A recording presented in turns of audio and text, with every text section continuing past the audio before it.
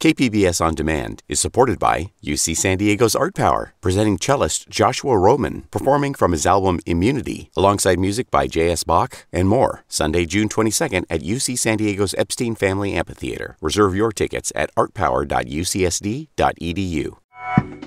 This week on Roundtable, we're diving into the Nathan Fletcher scandal.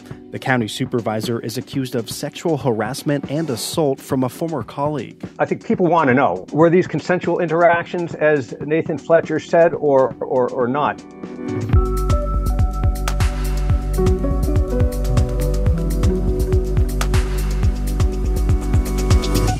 Our panel of journalists are discussing the allegations that Fletcher denies. The simple factual narrative that Ms. Figueroa lays out, if that proves to be accurate, it certainly reads to me to be a potential crime. And we're looking into what are the options with Fletcher's supervisor seat after he says he's quitting in May. One is to call for a special election that could potentially cost millions of dollars. The other course of action they could pursue is an appointment process. That's just ahead on this week's edition of KPBS Roundtable.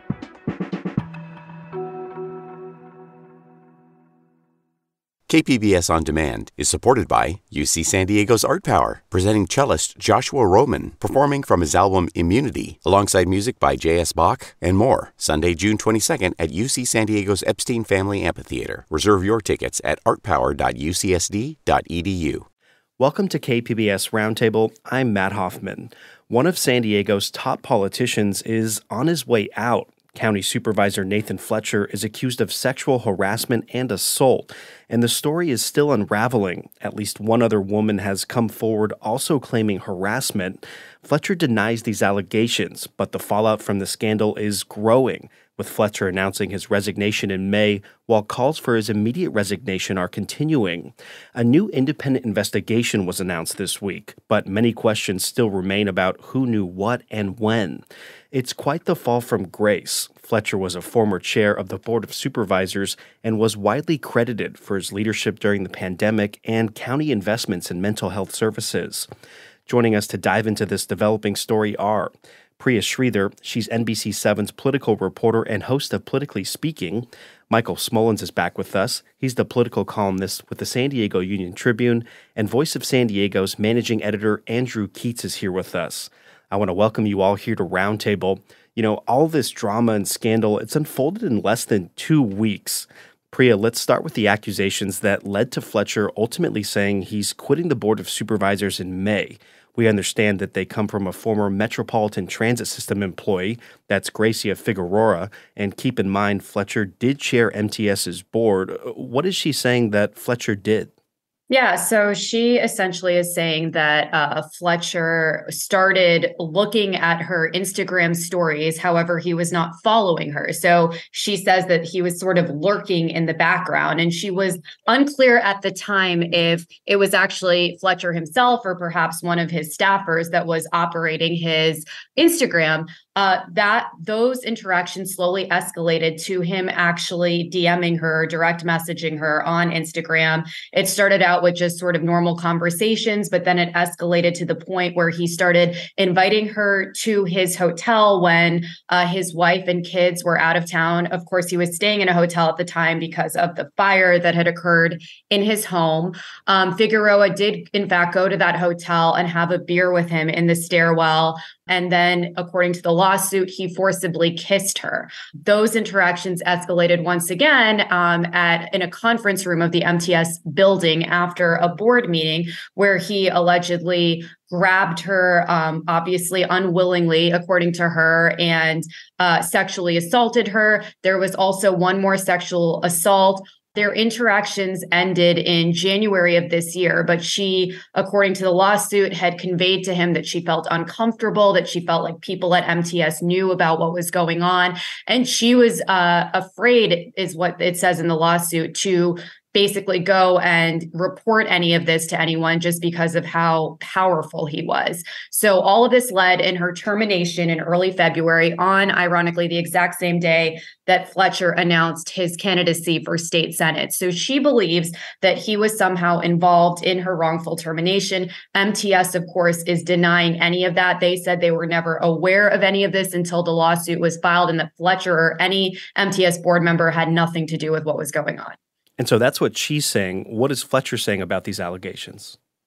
So what's interesting, as we probably all know by now, is that Fletcher announced that he was ending his state senate bid and checking himself into an in-treatment facility for alcohol abuse, trauma, and PTSD. That was 3 days before the lawsuit became public. So that same day that it kind of appeared and we all could see it, the lawsuit, in the morning, he sort of tried to get in front of it and released a statement that said he did have, quote unquote, consensual interactions with Ms. Figueroa, but he was denying the allegations that were listed in the lawsuit. It also says in the lawsuit that Figueroa's attorneys and Fletcher's attorneys tried to have a pre-litigation settlement that essentially didn't end up anywhere, and that Fletcher and Lorena Gonzalez, his wife, were attempting to accuse Figueroa of extortion if she pursued any of these legal claims.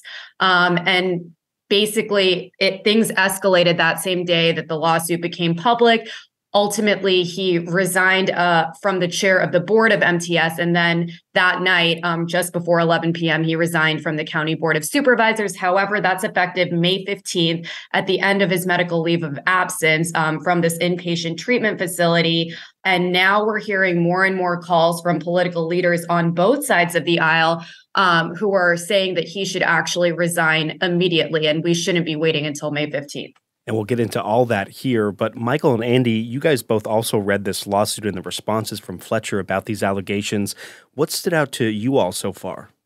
Well, a lot. Pyrrha hit on so many things. One, obviously, just the brazenness or alleged brazenness of this, that whole notion that he, basically took her into a conference room right after a meeting.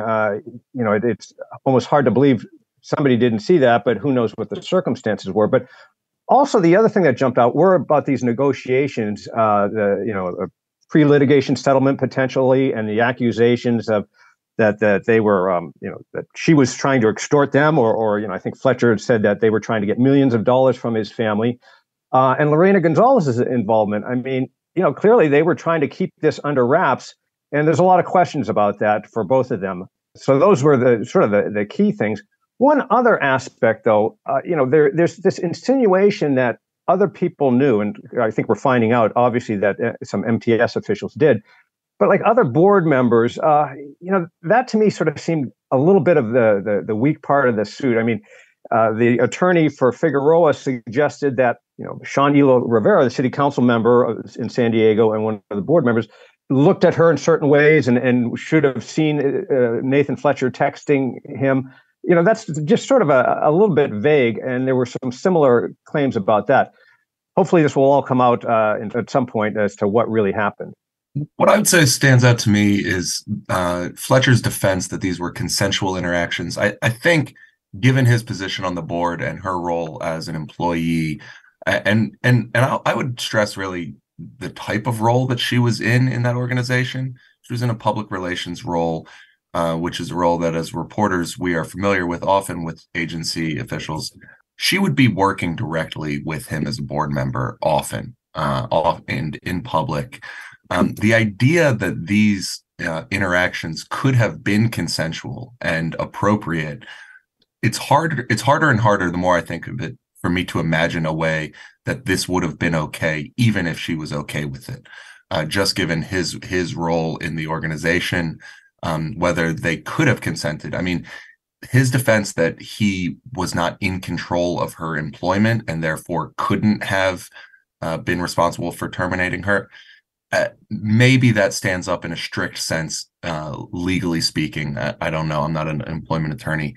But it seems very obvious that he had a role of authority over her employment as the board chair in a way that is significant, even if she was a willing participant in these interactions, whatever they were. The other thing that stands out to me is what we're learning in, it's been a week and a half since this all started, and we're getting more and more information. For instance, MTS last week released a statement saying that they had no specific knowledge of these allegations until the lawsuit was filed, or a few days before. And we already know that is seems like maybe at best a very carefully crafted claim, because there was a letter sent to the agency in mid-February.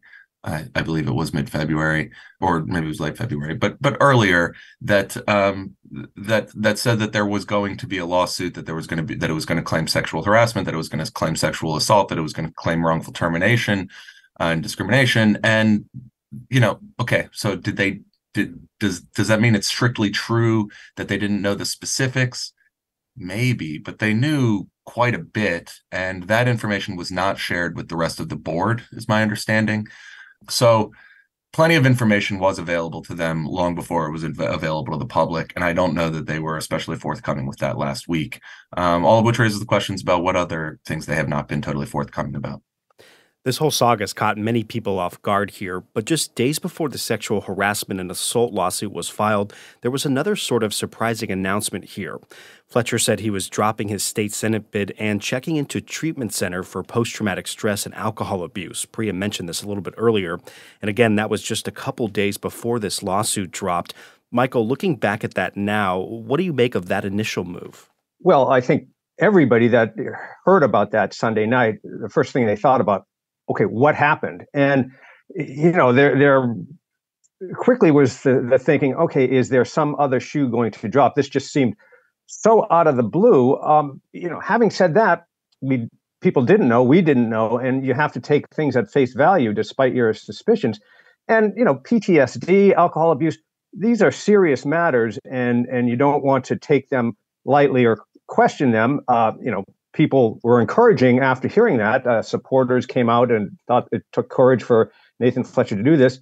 But then when the shoe did drop and the lawsuit surfaced, I'm not saying that he doesn't have these issues and needs treatment, but it certainly cast some suspicion on the motivations to do that. We've seen this before, whether people are disingenuous or not, claiming alcohol abuse or PTSD prior to some bad news coming. I wrote a column that appeared Wednesday morning and was quickly out of date because the lawsuit, became public shortly thereafter. But, I just felt that he was one of the most prominent politicians in town. And suddenly he was, dropping out of the state Senate bid and so forth. And I just felt that there needed to be some, analysis of that for what we knew. But that whole time, I and others thought, oh, there's something else coming. And surely it did. And Priya, we know that you've been reaching out to a lot of local politicians about this, many of whom who have closely worked with Fletcher. What was their reaction when he announced that, he was seeking treatment for alcohol abuse and his mental health versus shortly after being accused of sexual assault? Yeah, so I think in those initial stages, when all the information that was out there was that he was seeking help, a lot of politicians, Joel Anderson, Scott Peters, said that they were extremely supportive of him and he was doing the right thing. However, a few days later, when the lawsuit came out, it was radio silence from everybody. I tried reaching out to everyone and nobody wanted to go near this story with a 10-foot pole. So it was extremely difficult and also a little bit frustrating. And so it seemed honestly as though everyone was sort of waiting for somebody to take that first step and speak publicly. And then once that happened, then maybe they could feel more comfortable to craft a position of their own as well. And I think that really speaks to the fact that Nathan Fletcher and Lorena Gonzalez are a political power couple, as we've been talking about, and they have so many close connections to so many Democrats in the region and across the state of California. So people didn't want to, quote unquote, jump to assumptions. They were trying to say, oh, well, these are allegations. However, there was a lot of hypocrisy that was pointed out, that a lot of these people had in the past said, oh, we always need to believe sexual assault victims, that we should encourage them to come forward. So I think there was a lot of frustration amongst people, residents of San Diego, wondering why all of a sudden is everyone silent about this. I think if you go back to those first 3 days, it's really remarkable to try to put yourself in their mindset and think what they thought may have been able to happen. I mean, the idea of putting that statement out Sunday night when we now know that just hours earlier in that very day, they were in negotiations with the lawyers for Ms. Figueroa to attempt to settle it. So they knew this was out there, and I can't see any way for them to have thought that the statement maybe was a last-ditch effort, a bluff maybe, to see if they could discourage her from coming forward still. Or I don't know what else. I don't know what other way to interpret it, because he doesn't say, and on that Sunday night, that the reason all of this is coming forward, which he may have all of these conditions, but the precipitating event here is the allegations coming forward from Ms. Figueroa. So to think that wasn't eventually going to come forward, and that you may be able to find a way to drop your state Senate bid, but not the county supervisor seat, and that you'd be able to, hang on to that seat just by sheer force of will. We have seen officials who just don't resign. Kevin De Leon just it was a cloud of scandal, and he just kept his head down and refused to go. And sooner or later, I guess people move on. And I think there was a belief early on that they might be able to white knuckle this thing and might be able to stay in office and keep his political career alive.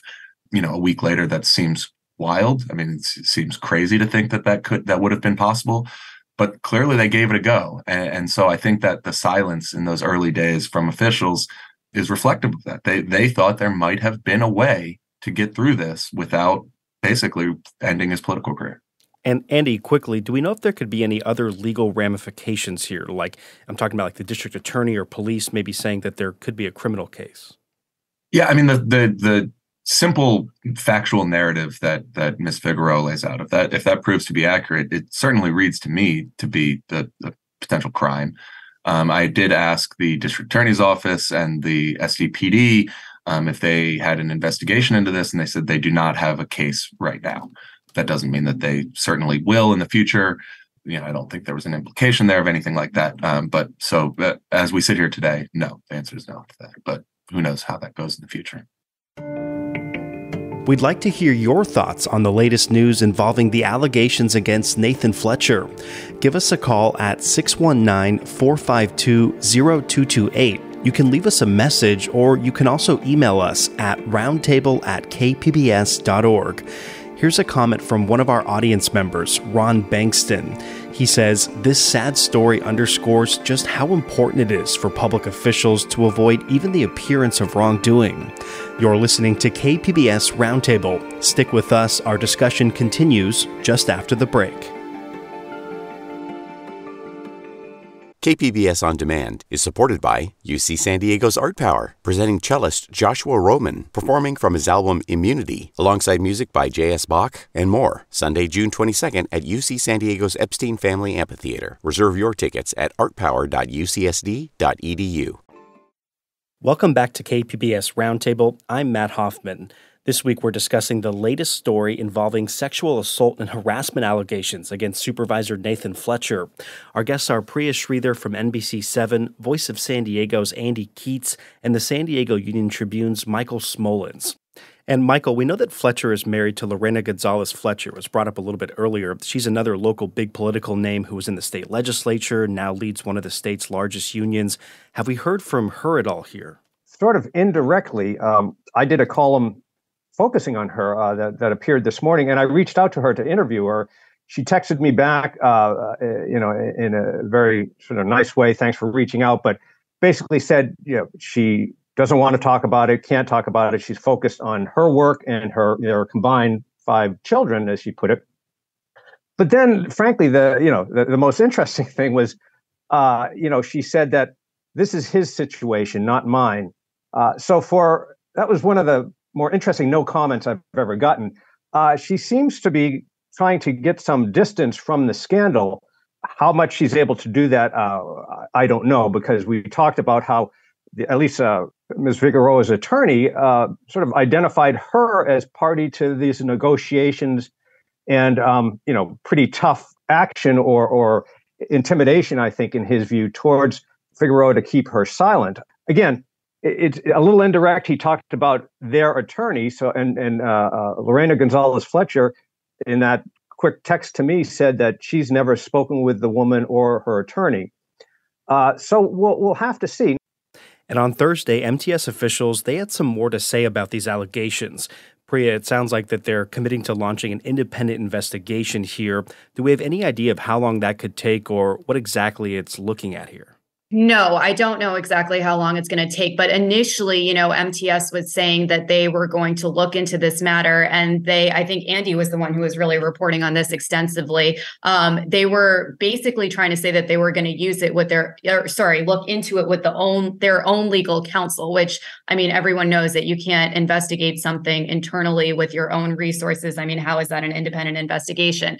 So that was sort of when Acting Chair Stephen Whitburn said that, an independent investigation needs to be conducted. And it is extremely unclear, as Andy also mentioned, what the MTS board members knew and when, because that 13-page document from Figueroa's lawyer that was sent to MTS on February 17th. So this was about 5 or 6 weeks before the lawsuit was filed. In there, it lists 17 MTS employees whose communications should be frozen. And basically, the lawyers were trying to say that we need to preserve this evidence. And it even outlined what legal claims they might likely pursue. So the fact that nobody at MTS knew about the allegations seems extremely unlikely after seeing that 13-page document. However, the board members are maintaining that none of that was ever communicated to them. So, we tried to ask a lot of questions. I think another important thing to note is this is a small town, as we all know. People talk. A lot of the board members are friends with the executive management team of MTS. And so,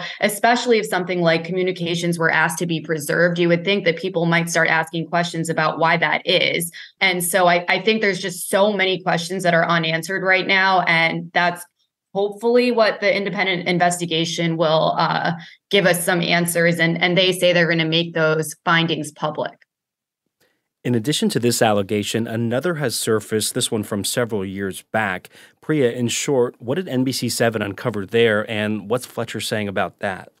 So basically, as often happens in cases like this, once one accuser comes forward, then oftentimes that can sort of give confidence to other people who perhaps were staying silent for several years. So this isn't unusual in cases like this. Basically, it was a girl who was a student at UCSD, and she was interning for basically a military veteran nonprofit that Nathan Fletcher was the head of. And they had gone on a trip in 2015 when she was 19 years old to Minnesota to basically raise money for his nonprofit. And she claims that he inappropriately touched her when they were taking a group picture, that he basically put her hands on her butt, and that there was a few different occasions where he sort of got extremely close to her in a dining booth. He also allegedly sent her text messages to come to his hotel room and give him a massage.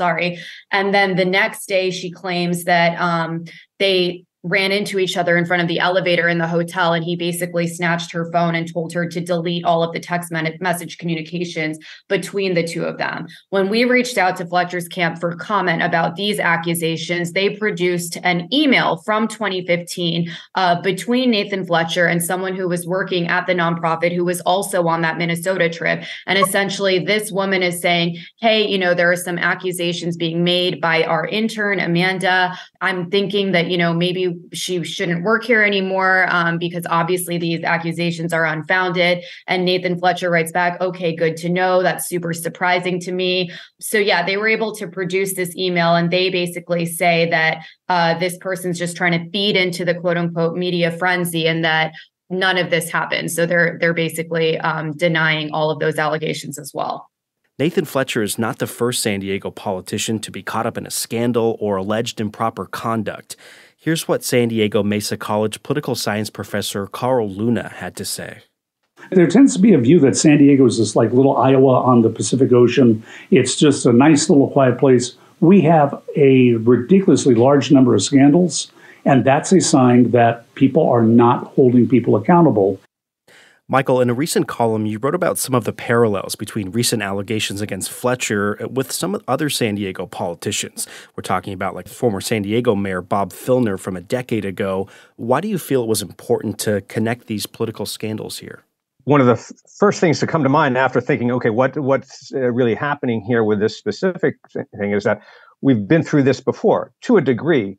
And, I just thought it would be interesting to take readers back to, the Filner situation and look at the similarities. But also, very, very importantly, I pointed out many more differences, frankly. I mean, in going back, Filner hung out in office for 6 weeks before he, agreed to resign. There was all sorts of maneuvering to get him to that stage. He was really resistant. Fletcher, as we know, resigned almost, immediately once it was clear that which way things were going.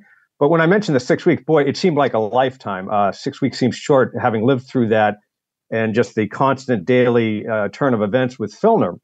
One of the similarities, we've talked about Lorena Gonzalez Fletcher. Well, back then, she was head of the San Diego Imperial County's Labor Council, a big political force, and she was very instrumental in helping Bob Filner get elected, as did other labor organizations and Democrats. But she, was a real power then. She had a similar role in getting Nathan Fletcher elected Board of Supervisors. I mean, she is a prolific fundraiser and has a lot of political strength and savvy. One of the other parallels was she was really the first one that came out and suggested they resign. She was the first elected official to come out and, call on Filner to resign, despite having helped elect him. And she, talked about that Nathan Fletcher resigned after she had asked him to. Now, maybe there were others calling for his resignation, or that Nathan Fletcher announced he would resign after she asked him to. But like I said, there are a lot of differences. There were, I think some 20 women came forward to accuse Bob Filner of inappropriate behavior, touching, harassment, assault.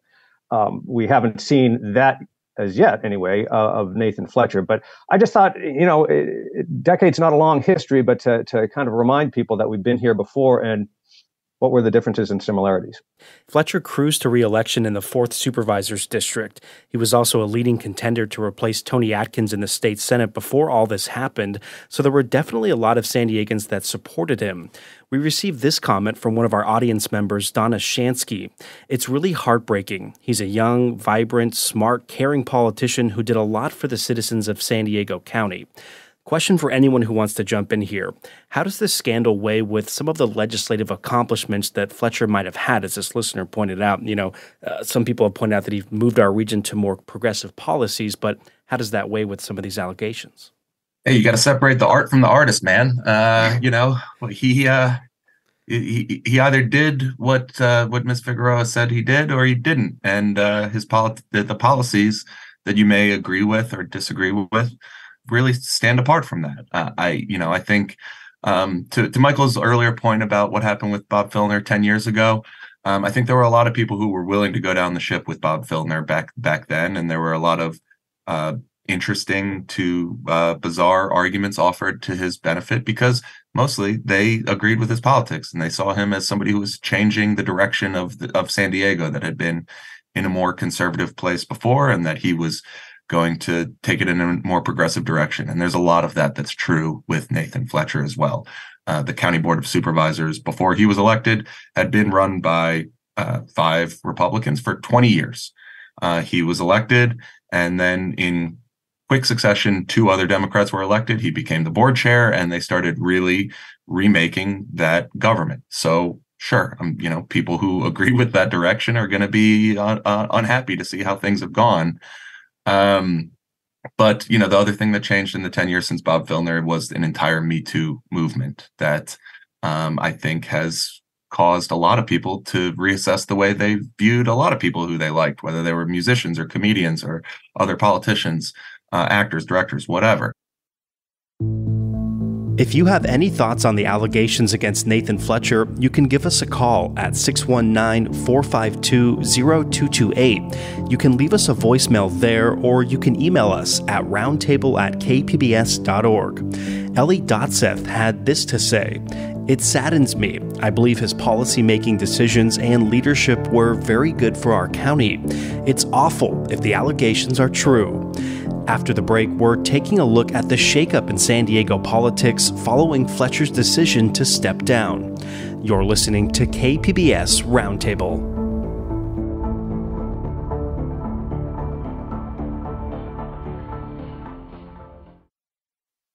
You're listening to KPBS Roundtable. We're back discussing the latest developments in the sexual assault and harassment allegations against Nathan Fletcher. Our guests are NBC7's Priya Sridhar, Michael Smolens from the San Diego Union Tribune, and Voice of San Diego's Andy Keats. With Fletcher's resignation from his county board seat on May 15th, that would leave the board with split power, 2 Republicans and 2 Democrats remaining. Priya, what can you tell us about the process to fill Fletcher's 4th district seat?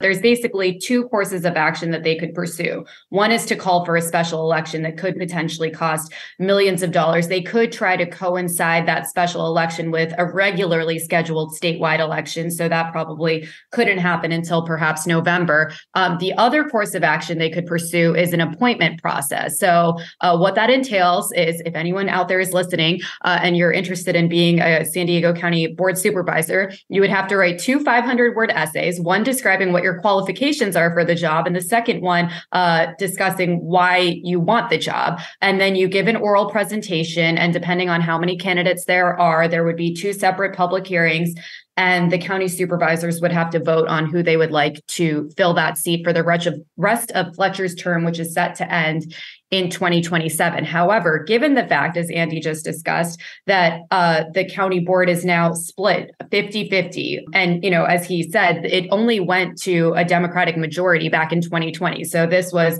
a relatively new thing.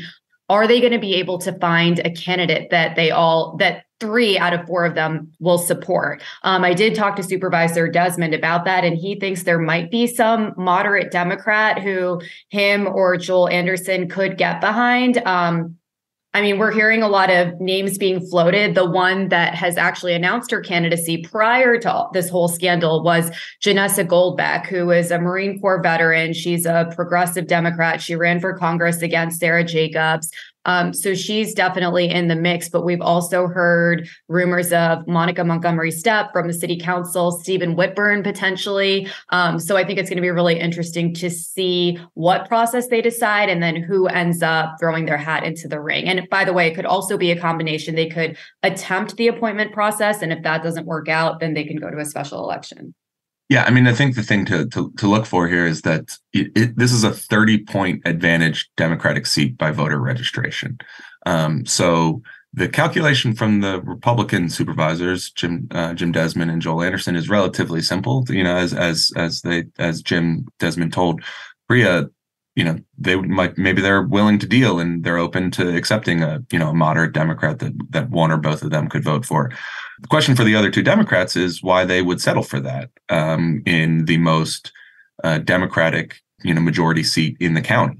So I think the appointment process is going to be pretty complicated, and I'm intrigued to watch it, but I could see the motive for it falling apart on both sides. One other thing I just wanted to quickly add too is, if we go into a special election, there's obviously usually a lower voter turnout, which can actually favor Republicans. And we've seen this happen in San Diego County before. Sometimes when there's a very crowded field of Democratic candidates that split the vote and there's just one Republican hanging out on the ballot, sometimes that person can actually get the job. So it's not completely far-fetched. And that's what I think Joel Anderson and Jim Desmond are trying to calculate right now. They also have said that, they don't like it when people from other parts of the county try to tell them what to do in their districts. And so they feel as though it would be a little hypocritical to choose someone for District 4. And I think the Democrats, their philosophy as far as going for an appointment process versus the special election would simply be to save all the money.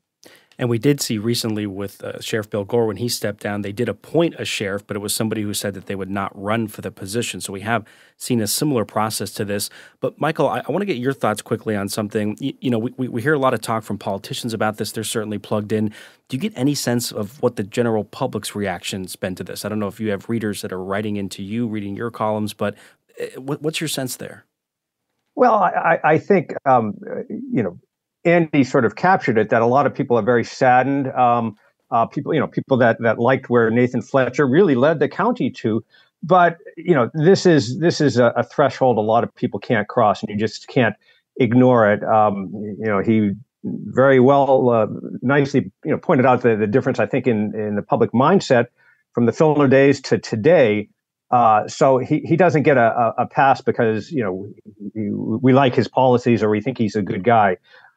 I think people also just want to see what the reality, what is real here. We basically heard allegations on both sides. It just will be hard to say, but I don't think he's got a lot of support, even from people who did like him. Certainly the political folks, I think they'd be concerned about the damage it does to others if he stuck around. I think that was just guessing, might have been part of the calculation of why he decided to announce his resignation so soon. I think it potentially could have been damaging to Lorena Gonzalez Fletcher. In her own right. I mean, to be honest, she's a more powerful political figure than he is. But to have to wither all this for some time in a Filner-like situation could have been a problem for her and other Democrats, I think. I'm sort of curious how you all approach a story like this, a big political story, but also one that does include some of the disturbing allegations. Anyone that wants to jump in here, how do you go about covering something like this? Very carefully.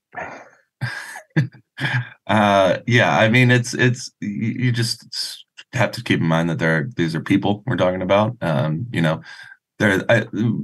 thing I would add to Michael's point about how this is being received.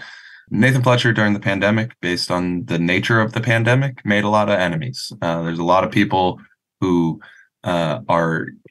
involvement in local public policy begins and ends with hating Nathan Fletcher because of the policies that he was responsible for that were pandemic related. And those people are really having a good time right now.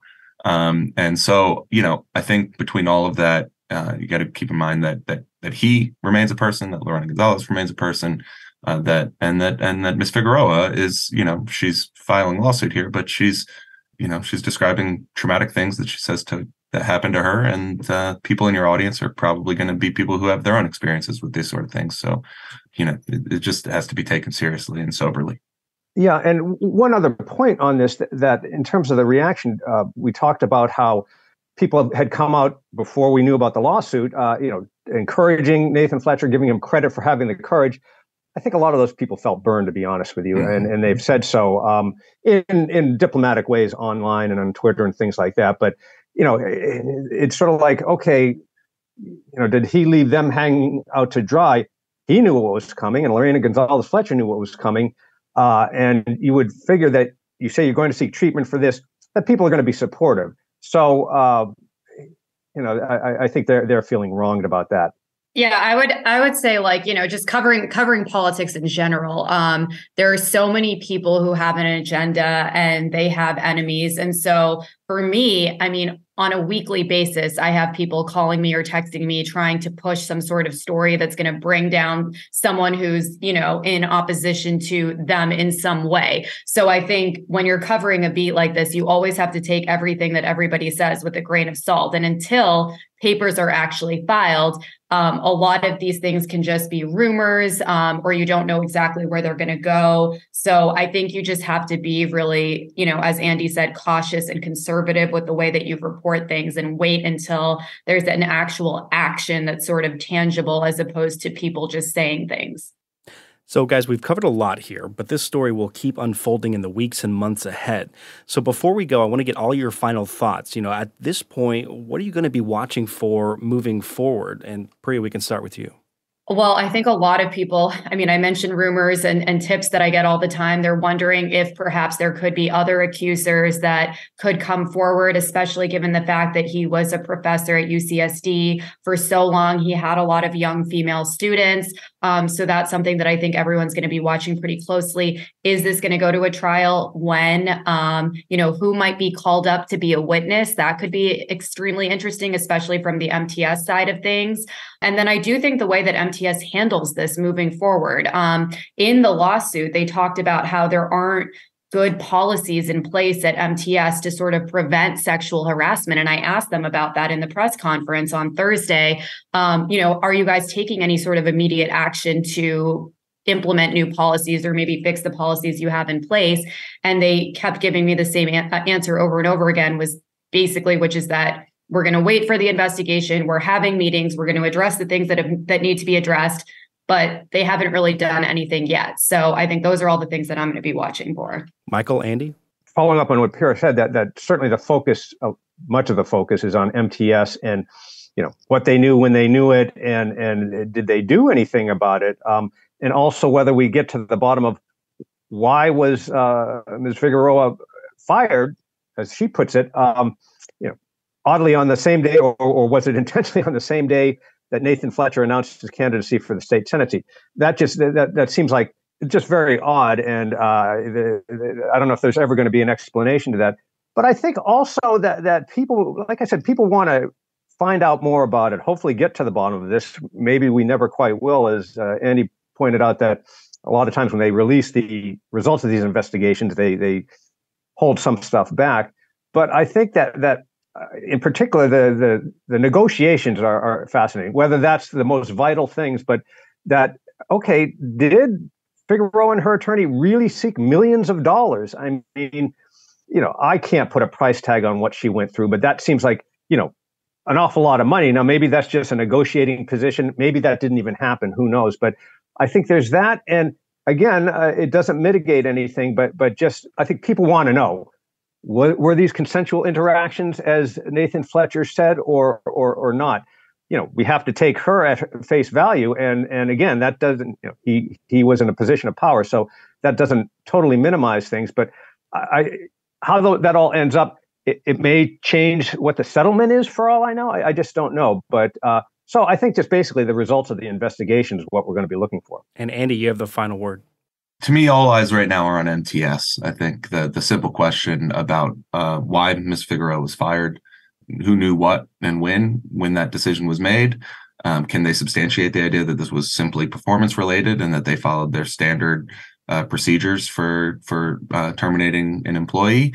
All of that, I mean, this is something I said last week was, boy, if it really is coincidental that they were simply laying off an underperforming employee to improve the performance of their transit agency, and it just so happened that, unbeknownst to them, that same person had been having an affair with the chair of the board, that included consensual interactions in the conference room of the agency boardroom.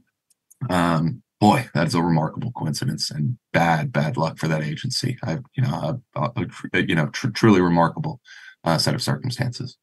I want to say one last thing just regarding the performance concerns. One thing that's been brought up by a lot of sexual assault survivors is that, that could have really impacted her work performance if she was in fact being harassed by her someone who was in a position of authority over her. So I think that's another thing where we're going to have to wait and see what comes out, because she claims that her employee reviews were always, her annual reviews where she got above average marks, and they're claiming that there were performance concerns. But given the nature of the circumstances, if they're true, perhaps it's reasonable for her to have some sort of performance issues if she's dealing with all of this in the background. Yeah, I mean, her exact allegations include citations of events that happened on the job.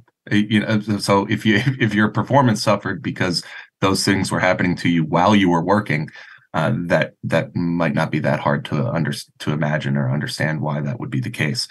So yeah, I think those are all the things. And then beyond that, if there are other women who come forward, and as Priya has said, that happens in situations like this, what does that say about the county? Does the county bear any responsibility there? Is there a public-facing angle about their behavior, their handling of concerns like this? And then UCSD as well. So I think there's a lot of public agencies that have potential liability or questions to answer for the public right now.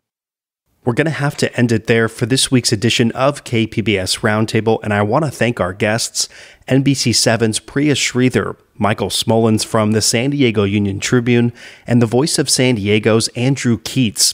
Keep in mind, we'd love to hear your thoughts on today's show. You can leave us a voicemail at 619-452-0228. You can also email us at roundtable@kpbs.org. And on last week's show, we had a discussion about San Diego's proposal to ban public camping. That's an effort to reduce the number of homeless encampments. We asked for your thoughts, and here's some of what you had to say. Hi, my name is Kelsey. I'm a resident in Oceanside, and I'm calling about the discussion on homelessness here in San Diego County. We see it every single day, and as I see it with my own eyes and interact with these people on my own, I wonder how much of it is a houselessness problem and how much of it is really like a mental health and addiction problem. Yeah, I agree with the ban. The ban is good as long as those people have a place to go. I think we have a couple of other things that we need to probably address as a city, state, and overall, because San Diego is obviously a tourist destination. And we don't want to have those shelters right downtown displaying our homeless problem to the tourists, because that is a distraction and it's not good for tourists to keep coming, and that revenue and all that is impacted. So I'm in Chula Vista, East Lake. My name is Rohan, and just a couple of thoughts. Thanks. Hi, my name is Trish. I want to give it to you from a different perspective. I'm actually somebody who is living in my car. And you all speak about, the shelters. I would like one of you to try to get into a shelter. And if you do, if you're lucky enough, see what happens in there. It is worse inside the shelters than it is on the street. Hello, my name is Christine, and I live in North Park. My frustration has been that so many of the buildings that they are putting up in North Park are luxury apartments. My opinion is we don't need that, and I suggest that the city, instead of banning homeless people living on the street, why not ban luxury apartment building until we have caught up with affordable housing development here in town? Thank you. You can listen to our show anytime as a podcast. KPBS Roundtable airs on KPBS FM at noon on Fridays and again on Sunday, that's at 6 a.m. Roundtable is produced by Andrew Bracken, and Adrian Villalobos is our technical director. I'm your host, Matt Hoffman. Thanks so much for being here with us, and have a great weekend.